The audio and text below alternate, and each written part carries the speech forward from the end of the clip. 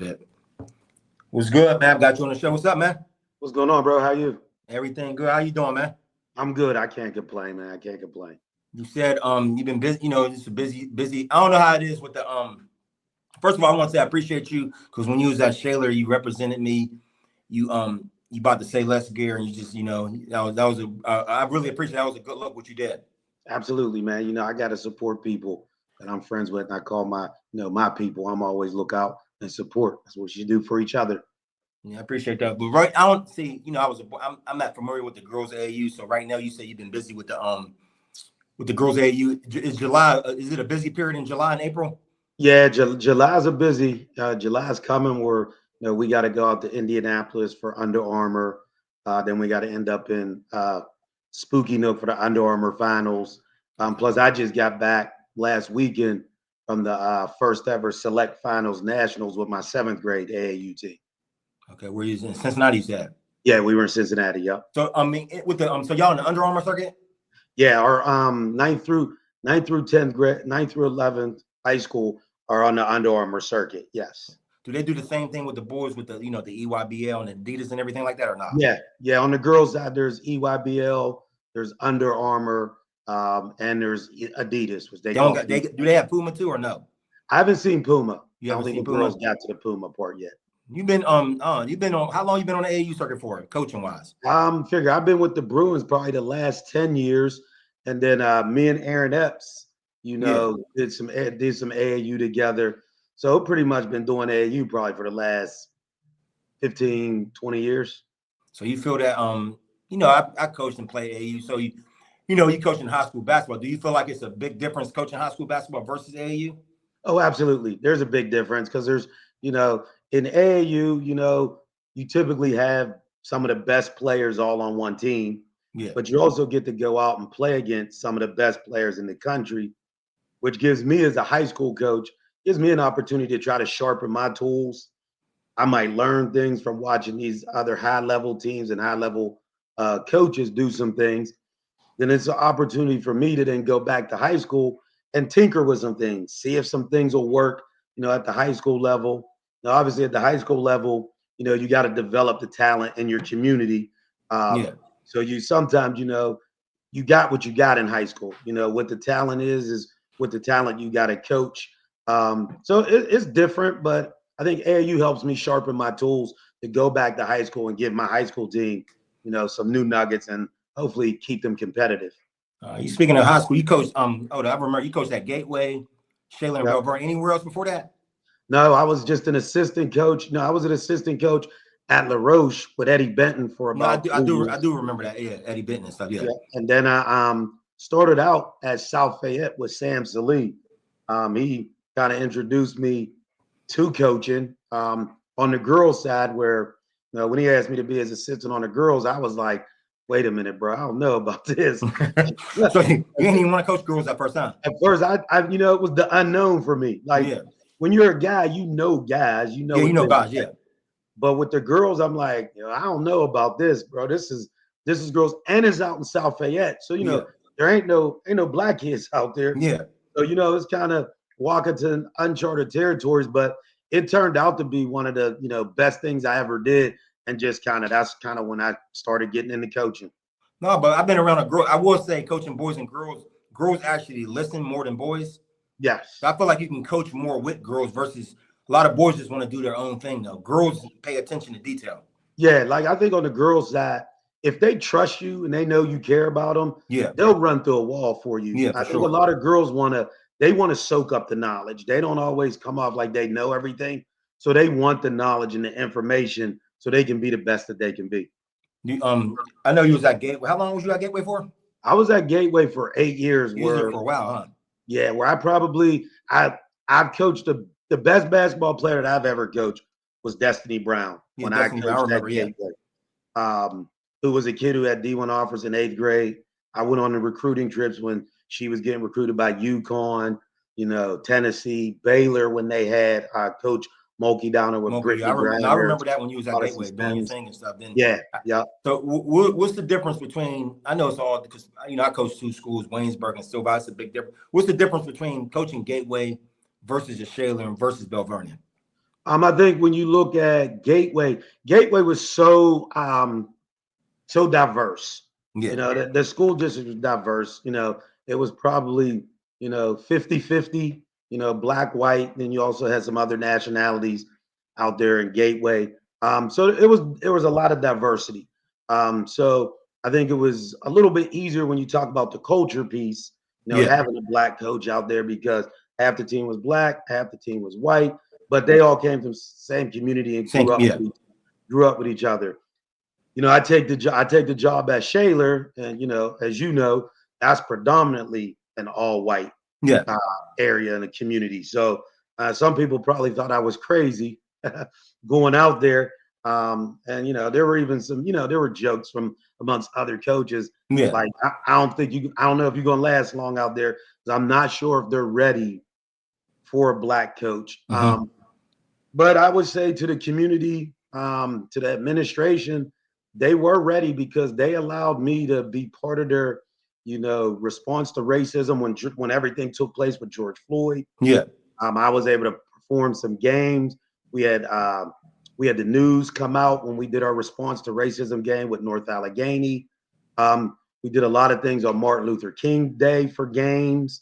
So they were super supportive. I mean, obviously there were people who weren't supportive. Yeah. It's always gonna be like that if you coach it. It's always gonna be people who just don't support you because elephant in the room, racism. It's a lot of people who's racist and stuff like that. But you was at Shell what 3-4 years? I was at Shaler for 8 years. You was there for 8 years?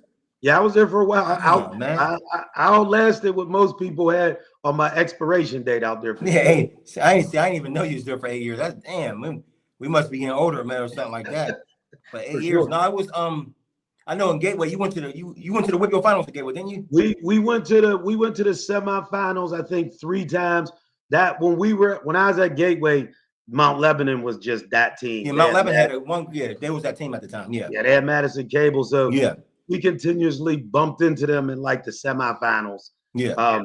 We just could never get over the hump, but we won like 3 or 4 straight section titles at Gateway. So we had a great run. It was like when the boys were really good, when they had Tyler Scott and all them, we were really good at the same time. They were able to win a couple Whippeals. We were able to get to the semifinals a bunch of times, and win a couple games in the state playoffs. So I forgot what you do at Shaler. It was at Shaler, and for me, I usually take over programs that are rebuilding. Yeah. So I never really look for that perfect situation. I was always wanting to put a stamp on something and kind of build it my way. So when I took over at Shaler, I think they were probably 2 years removed from winning a Whippeal title. Mm-hmm. But like anything else, a lot of the talent was gone. So it was a rebuilding process where I had to start from the ground up and get the numbers back up. We were in a tough section, so we were always competitive. Even with the talent I had, I think the biggest thing out there was we didn't have enough talent to win this section or go deep in the playoffs. But I take pride in there is the kids that wanted to play in college, I was able to help them get some Division II offers. So the kids that wanted to put in the work, they got something out of it. Yeah, that's all it's about though. Helping the girls out and stuff like that. Yeah. But also what I don't like, I mean, you're a coach. So I don't know. I don't like when they move to 6A. I really don't. I don't. How you feel about that whole thing? It's watered down because I coached when there was only 4 classifications to now when there's 6 classifications. And let's be honest, 6A in basketball now it's really watered down. It's super watered down. Yeah. Yeah, it's really watered down. I think 5A is the beneficiary of it because I think 5A, think on boys and girls side in basketball is really tough. Yeah, really tough.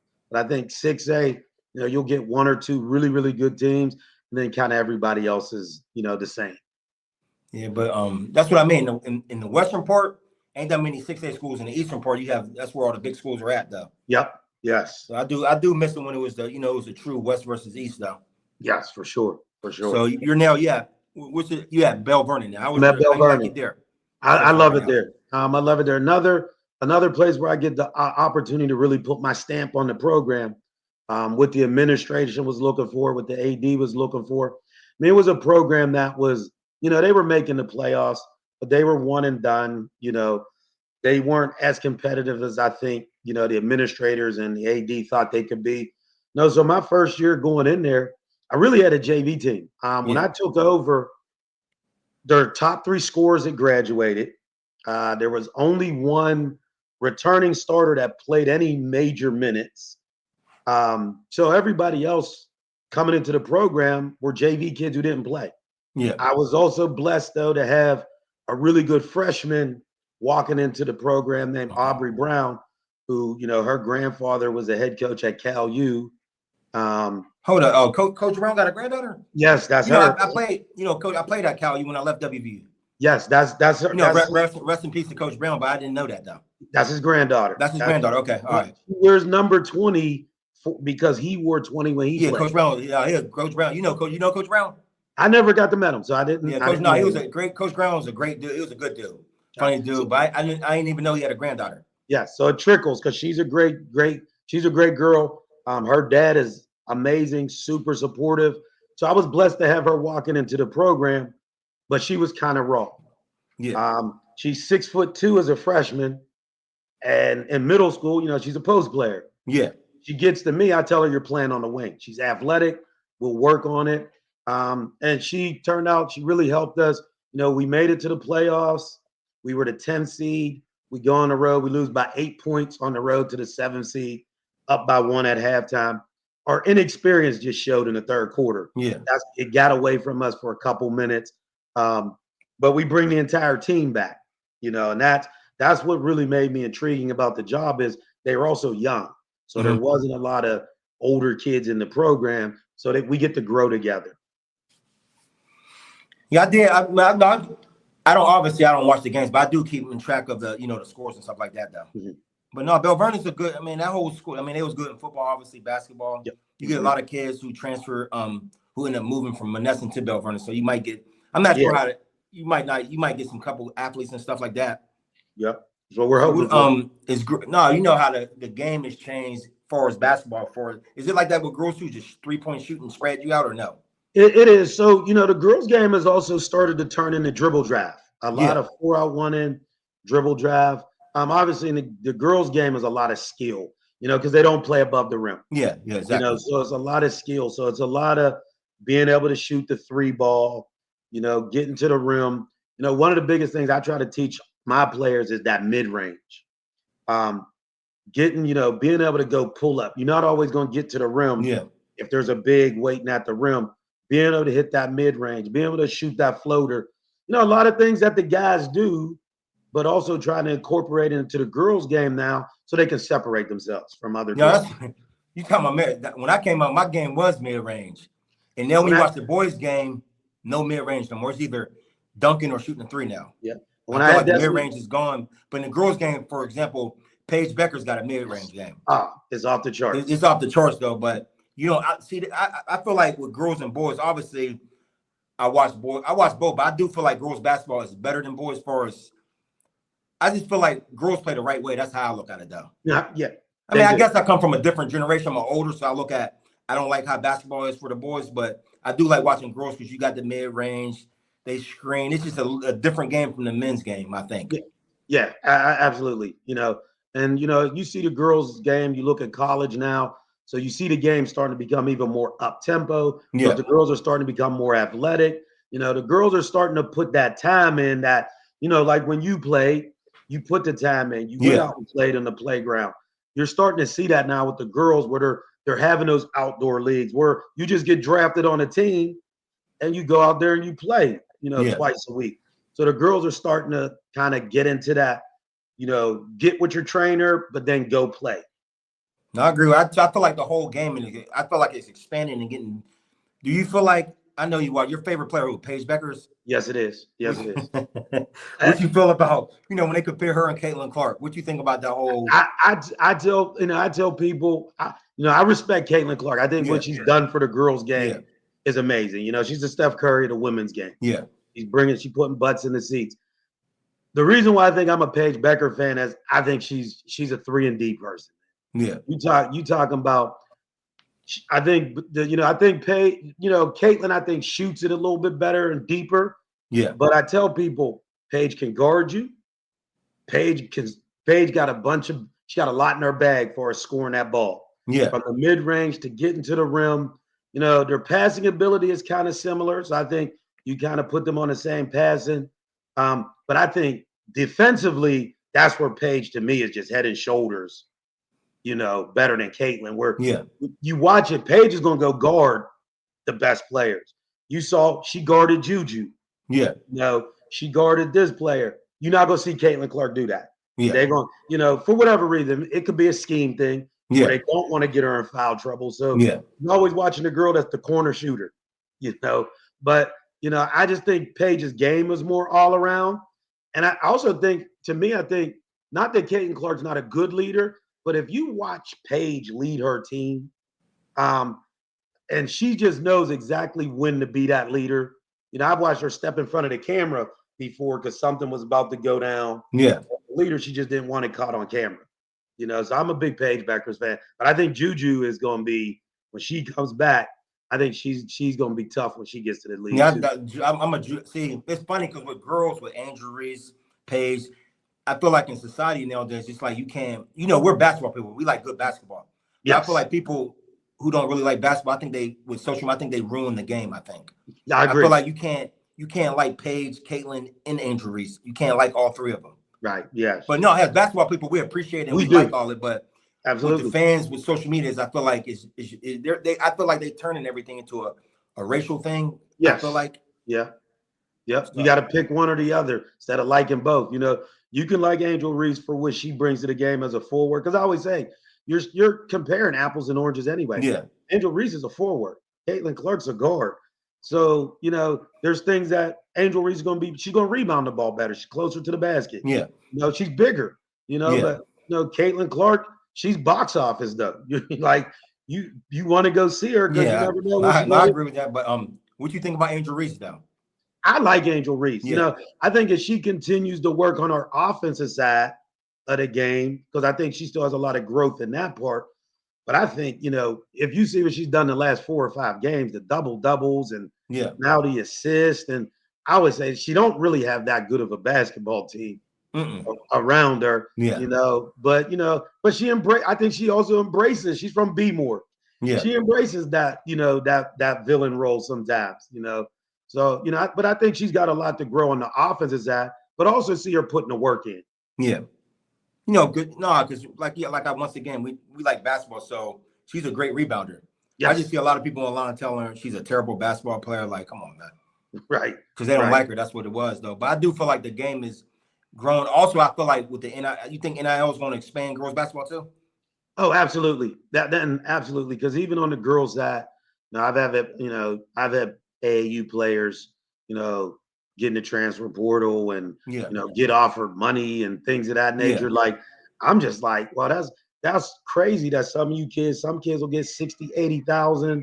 Some will get this much money. Like, it's just wild what these girls are getting now. It's super wild what girls are getting. But I do feel like it's money in it to it now. So I feel like, when it's money in it, it's like, all right, I want them to play basketball and I want them to play girls basketball. Because, back in the day, you ain't get money until you went professional. Yes. You go Division I, you're good in high school level, you're getting money, you're getting compensated for your talent at that level. Yes, absolutely. Because being a top player in high school coming up and playing college, I didn't see any money for being talented at that level until you got to the NBA. But I feel like with the NIL, I do feel like it will help girls basketball. Oh, absolutely. Absolutely. And I think if you look at girls basketball and the women, they figured it out too. They figured it out through social media. I think companies are going to figure it out that, at the end of the day, you see the WNBA players, they figured out even how they walk into the arena. Yeah, they walk with the dressing. Yeah. Yep. Eyes are all on them on how they dress now, so they're starting to figure it out as well. Do you think with that, you think Caitlin and Angel did change the game with the with everything? I think they were absolutely. I think they came at the right time. Yeah. I think they were perfect timing in college, to have those battles and, you got this, that really kind of got it going. They kind of embrace the rivalry as well. Yeah. But you also hear them talk and they give each other flowers. Like when you see them talk, you don't never see them hate each other and talk bad about it. It's social media. Yeah, it's the media making it You know, and they really making it a race cultural war. Oh, yes. And Yes. that's what I mean. Sometimes, like, I can talk to you about basketball, but most people aren't especially women's basketball. So it's hard to talk to someone Mm-hmm. about Yeah, it. they're not, because they're not really basketball fans. They They're pick not the basketball fans, side, though. and that's it.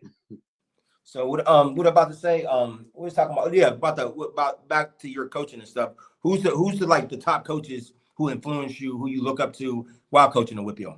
Grew up. Sam Salee, obviously, because he gave me my first start. Yeah. He gave me my opportunity to get into coaching. And then, Eddie Benton's a big, he's a good friend, close friend of mine.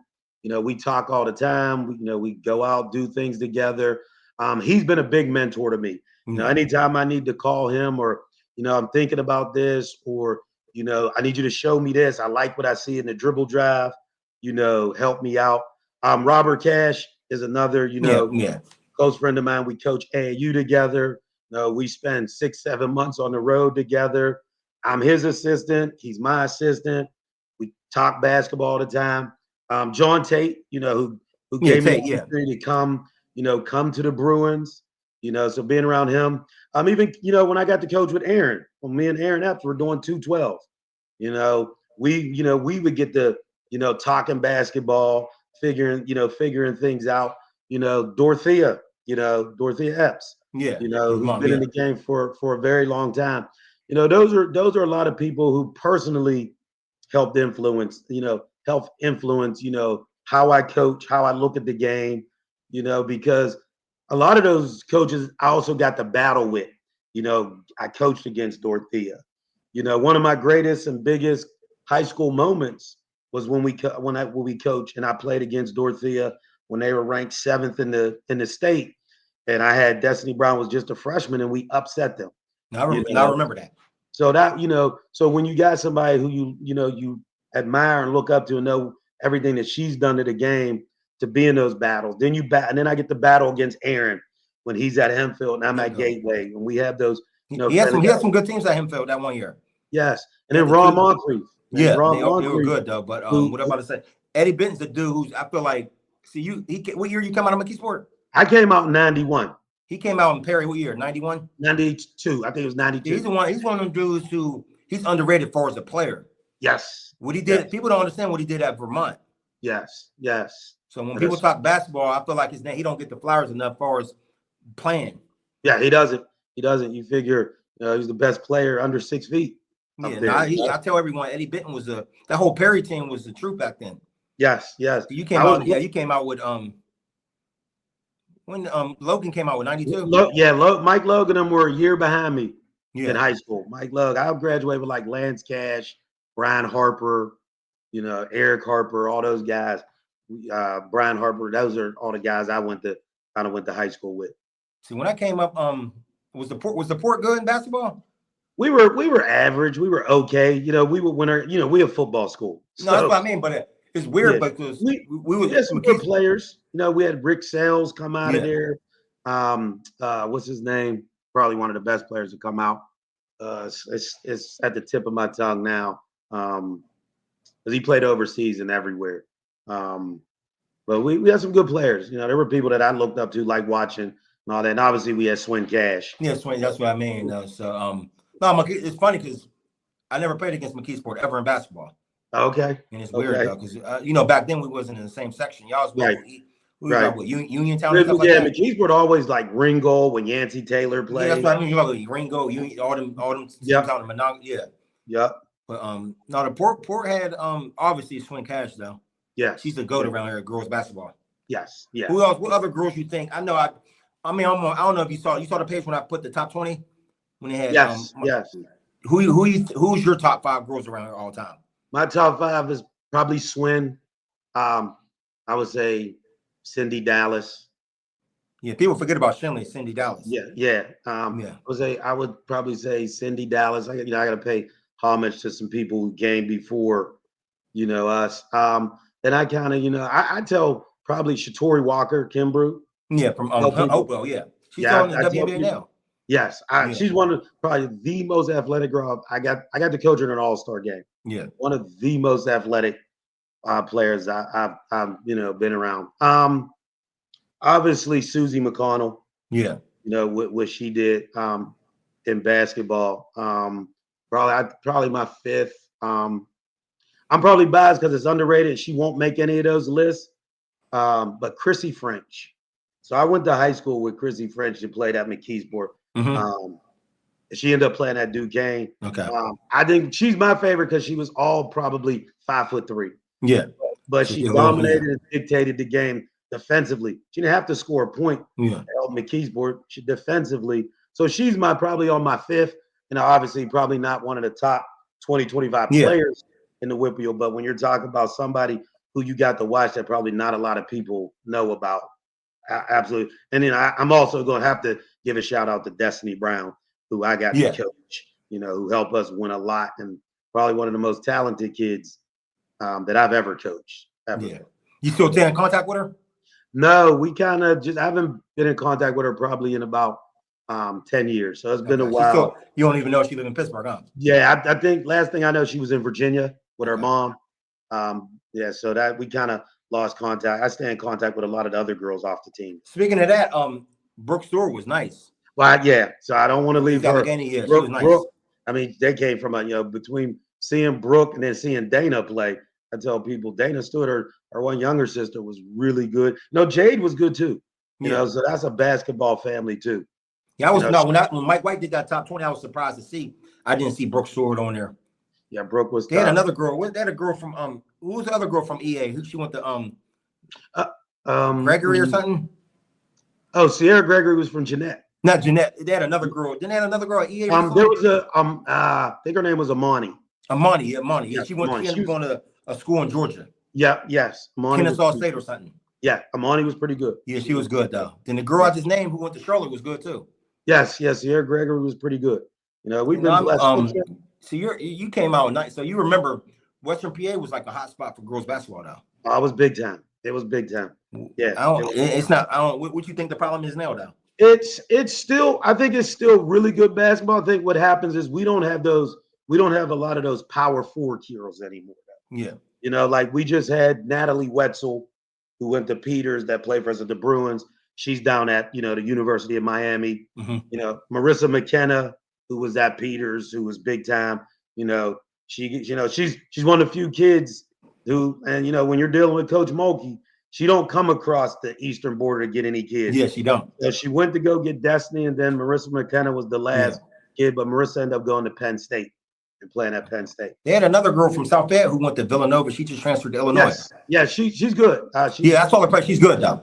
Yeah, she's really good. Yeah, really. Good. Back in the day when we was coming out, we had them like nationally ranked girls. Yeah, Penn Hills was tough. But speaking of Penn Hills, you remember Kim Calhoun and all that. Yes, her son played at North Hills. Yeah, he played at North Hills. Missy McCoy I just found out like a year ago. Yeah, Kim, Missy, and all them. They were really good. They were really good. Who I'm thinking of some other girls you probably knew back in the day. I can't think right now, but I just brought out because I had the top 20 list. That's all. Mm-hmm. Yeah. That's I think like anything. I think around here in Western PA, they forget about the city a lot. They do. They forget about how talented city basketball was when we were coming up, when we were growing up. And now that it's kind of maybe it's kind of dropped off a little bit for numerous reasons. I think they're down in the city. A lot of times you got to work in the city to coach there. So I think you lose out on having, good quality coaches go down there and coach because they don't work in the city. Yeah, Tiana Jennings was nice. Who went to West Youngs, went to Duquesne. She was good. Mm-hmm. They had a lot of good cities. Then they had a couple girls at Perry. Yeah. Remember Whitney Walls and stuff? Yes. Yeah. They just don't get the credit. They don't get the credit. But with the is prep school killing girls basketball too? Like no, we're lucky. Yeah. We're lucky that we don't, because I think girls are different than boys. I think a lot of girls, they become realistic of what their talent is. Yeah. And so they're like, if I'm D2, I'm D2. That's where I'm going. I'm not gonna go to prep school. I'm not going JUCO. Yeah. I'm just gonna go get my education. I think a lot of girls are also education driven. Yeah. So they're focused on getting that education. Guys got big dreams. And, it's funny because you said dudes do be delusional. Yes. Yeah, they delusional with it though. So they'll go to prep school. They'll go here. they'll keep chasing that dream, even when people who understand and know the game tell them they still don't want to listen. They don't want to listen because I had a conversation with some kids playing football. It's like you could be a walk on, a preferred walk on at WVU, or you can go Division II or go to the MAC. And a lot of times, kids will take that preferred walk on at WVU or Pitt or something like that. Mm-hmm. And I'm not gonna tell a kid what to do, but I feel like I take that Division II scholarship. Absolutely, I can tell kids at some point you're gonna want to play. Like if you played all your entire life, you're sitting on the bench, you're gonna want to play. And that's kind of what we talk about with our players for recruiting. You know, you can go here and you might sit for 2 years. Yeah. Or you can go here and play right away. Like, no, I think if you played your entire life, you're going to want to play right away and impact the program. So, you know, those are decisions that you got to sit down with families and be honest and realistic so they make the right choice. So they're not in the transfer portal 2 or 3 times in their career. You like the transfer portal? I do. I know it's tough on coaches now because it's terrible. You got to recruit your own players. Yeah. I know coaches who hate that. Yeah, you know, I don't have an issue with it. I think sometimes it's a little tricky because I've heard coaches tell me they didn't even know their kid was in the portal. That's how it be though. Yes. So you know, those things are like, wow, you didn't even know your own kid was in the portal. But I think it can, you know, I think the NCAA things have to tighten it up a little bit on, you know, how many times you can keep jumping in that portal. And also a lot of people get bad advice. You know, there's a lot of kids that go in the portal and they're stuck in the portal, and those stories don't get told. They don't get told because nowadays you can have an agent in college. So I feel like these agents are like ruining kids' lives with it. Yes. So now that's what you said. That don't be told. It's more kids in the portal who get stuck in the portal versus finding a school, and people don't know that though. Exactly. It's a lot of kids who don't get a school after they enter the portal. Because I think the kids don't realize before you probably jump in that portal, you should actually have places that want you already. If you just jumping in hoping somebody, a lot of them schools already know who they're targeting. Yeah, they do. And I think it also hurt because, you know, coming up, you ain't play your freshman, sophomore year. You know, you got to work your butt off, get better. Nowadays, you don't play your first year. You trying to transfer immediately. Yes. That's what I don't really like about the situation now because I feel like it made kids lazy and entitled. Yes. I feel like back in the day it was just you work for that. Yeah. Now kids can't you can't coach kids as hard as you used to because if you do, they might leave. They might leave. Is it is it like that with AAU girls? Do you got a lot of girls who leaving your program who don't? No, we get a lot of girls that stay. You know, every now and then you're gonna get 1 or 2 kids who go to a different program for whatever reason. You know, maybe they want to play more, get more minutes or things of that nature. But you know, I think the biggest thing coaching AAU, coaching high school now is I tell people, I don't believe the kids have changed. I believe the parents have changed. Yeah. I think the way the parents, and it's not a knock on the parents. You know, a lot of parents, we all want to protect our kids. Yeah. But I think before, you know, when we were growing up, when a coach got on you, it wasn't because they didn't like you. It was because they saw something in you. They saw something. It was tough love. Yeah. And they needed to get it out of you because at that moment it wasn't coming out. Now you coach them hard. Now it's, oh, you don't like my kid. You're always picking on my kid. It's my kid. But then on the flip side, if you don't coach them and you just pull them and sit them, you still getting the same response. Oh, you don't like my kid. Yeah. So it has become a little bit tougher as coaches on, you know, how to manage, you know, these different personalities. And a lot of times you're trying to manage the parents, really. Yes. I do think social media, I do think a lot of parents live through their kids now with social media. So that's what the problem becomes right there. And they're putting all the pressure on their kid. Because they just seen little Susie's Twitter highlights. That's what she got an offer. So now, well, my daughter should be getting an offer, or my daughter should be getting this. She got that, and I think she's better than her. No, chasing attention and likes will ruin you. I feel like likes and attention is ruining people. Yes, that's just me. But I know with the girl, you got the Bruins. Any other AU team around here on the circuit or no? No other team is on the shoe circuit. It's just us. You got Slam, who's on the. They're on the. I think it's like select 40 circuit, which is Yeah. kind of a step down from the shoe circuit. Yeah. Shoe circuit. So we're the only shoe circuit over here in the western side of PA. Then you've got Philly Rise, who is EYBL. They're on the Nike, and you got the Comets, who are in Pennsylvania too. They're in Under Armour with us. Okay. Yeah, I know because I always knew the Bruins. Obviously, as the AAU team, I always knew with the girl. I just didn't know about the other. It's a lot of like I don't want to talk down on AAU teams, but I do feel like a lot of I do feel like a lot of programs is like a money scam and stuff like that. Mm-hmm. Well, so like I said, I don't never want to talk down on something. I just feel like with AAU, with the especially with the transfer portal, I feel like a lot of coaches aren't recruiting high school kids no more. They're not. I mean, if you really think about it, if I'm a college coach, I got an opportunity to win. Also they got to feed their families. If they, that's what I mean. If they get fired, they don't. Yeah. So now I'm going to take that 22-year-old player over the incoming freshman because I already know that this kid can play at this level. Yeah. Where I've got to teach you how to play at this level, but I have to win now. Yeah.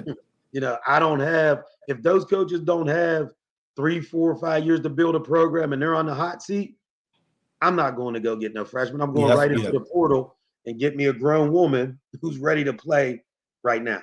Yeah, that's why I said I think if you ain't a 4 or 5 star, it's kind of hard because it's a trickle down effect, I think. Yes. So it's not, you don't see girls going to everything's a trickle down effect with the transfer portal. I think who benefits from it, I think Division II and D3 schools could benefit. They do. That's why I say Division II and D3 definitely benefit from it. Because now girls aren't going to them Robert Morris no more. No. So it's just, I just feel like it changed. I mean, it could change it. I feel like I do like the transfer portal. I feel like it helps people out. You're not stuck in a situation now. Right. Because we was years ago, stuck with a school, stuck in a bad situation with coaching you, but that's how I feel. What about speaking of that? I never saw the girl. What about the girl from Clairton, which is Iona? Yeah, she's tough. She played. She played for us with the Bruins. Scored. A ton of points. She's gonna go to Slippery Rock. At the end of the day, you feel bad for some kids, but size matters. That's why I always say size matters with everything. Size matters. Like we can sugarcoat it and we can say what we want. At the end of the day, when I talk to college coaches, one of the things they always say is, Coach, I can't have too many small guards on my roster. Yeah, you know what I mean. So you can't have a bunch of 5'6", 5'7" guards. You need some big guards. You know what I mean. So I think size matters. So it hurts kids like Iona because of her size. Yeah, it does. It hurt her. But I think she'll go up to Slippery Rock. She'll have a heck of a career. And you never know. She have a couple good years at Slippery Rock, gets in the portal, and Division I school will say, "Hey, I've seen her play at the collegiate level now. Yeah, she can do it. Come on." Or is the girls getting bigger though in the girls game? Like, are you seeing they are like 6'1", 6'2" guards? Yes, I think a lot of people. The best thing about being part of the Bruins is that we are nationally known. So when we're at these tournaments and you're playing, AAU programs that are called FBC, they're from Georgia. So you're talking about when they walk out on that floor, you're talking about having 6'1" guards, point guards. You're talking about having 6'7" post players. Yeah. So they're athletic. So these aren't just big, there's big guards. So you start to watch the collegiate women's game. Look at Caitlin Clark and Paige Beckers. Yeah. They're playing point guard. And Juju's like a big guard. Yeah. Yeah. So, I think if you're going to be a small guard, I tell small guards, I think if you're going to be special, I think you have to be defensively special as a small guard because you got to be a disruptor. Yeah. You got to be able to pick up somebody 90 feet and create havoc so people can't get into their offenses. Then you got to be able to run a team. Can I get people shots? Those small guards don't have to score a ton of points. Yeah. Disrupt the game defensively, be able to get your team and then knock down the shots. You got to knock down that shot. Yeah. Who's speaking of small guard? What you think about Hannah on Notre? She's a small guard on Notre Dame. Oh, Hidalgo. Hidalgo, yeah. She's tough. Like, you look at their mentality. You look how they embrace those moments. that toughness matters too. I tell Yeah. people, toughness matters in basketball. I think I think she's going to be really good whenever it's her time to go play in the WNBA. You always been a UConn fan or no? I've been a UConn fan always. It also helped, with Swing Cash. Yeah. Yeah, but I was a UConn fan when they had Rebecca Lobo in them. There was just something about Gino that I liked. Yeah. He was tough, no nonsense. He reminded me of Mr. Grayson, who's probably one of my biggest mentors. Yeah, I talk about I call him all the time when I get a new job.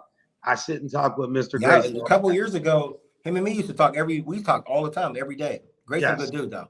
Absolutely. Yeah, that's one of the good dudes. When I was coaching, I used to confine and talk to all the time. Yes. Yeah. But we was talking about we was talking about UConn. Like you ever meet Gino or not? I got to meet him because I went up there with when I went up there to visit with Destiny Brown. Okay. Yeah. So I was able to meet him. He's actually a really cool dude. You get to talk to him. And it's like all of us as coaches. What you see on game day and what you see when we're practicing. That's the competitor in us. Yeah. That's us wanting to win.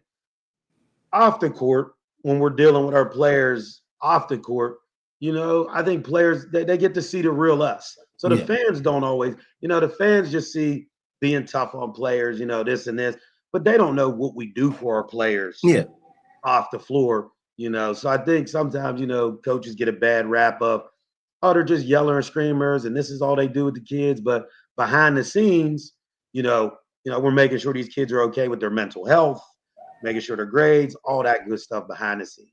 Speaking of that, what about Coach? Yeah, what about Coach Moki? Coach Moki's, she's tough, man. I just heard, I hear bad. I don't hear good things about her though. I think with her, like any coach, I think you have to be a certain type of player to be able to play for her. I think it's like Gino too. Not everybody can play for him. Yeah. I don't think not everybody can play for Coach Mulkey, but you can't take away from her success. Yeah. Her success, her being able to go, she's at Baylor, wins at Baylor, goes down to LSU, wins at LSU. She's one of the reasons why my youngest daughter chose to go to LSU. Yeah, that's what I meant. She at LSU, yeah. Yep, she chose to go there. Yeah. She liked Coach Mulkey's style. She liked Flaugier. She liked everything about LSU.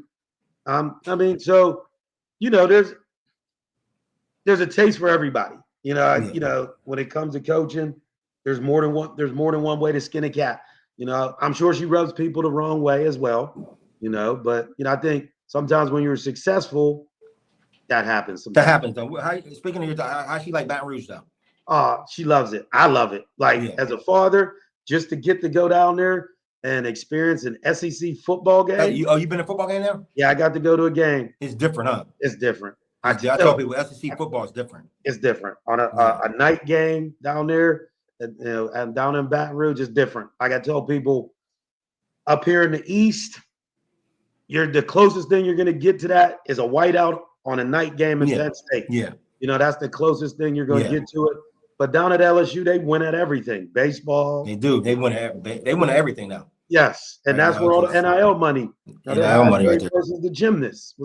Yeah. I got biased, so I don't know. I'm not an SEC guy though. I got you. But football, that's one of them things you can't talk. You got to experience though. Yes. You got to go see it though. But I forgot. Yeah. But I was born in Louisiana actually, so okay. I always had love for LSU coming up with Shaq and Chris Jackson and stuff like that. But no, your daughter is that. It's funny though. A Pittsburgh girl going down to Baton Rouge. Yeah. Love it down there.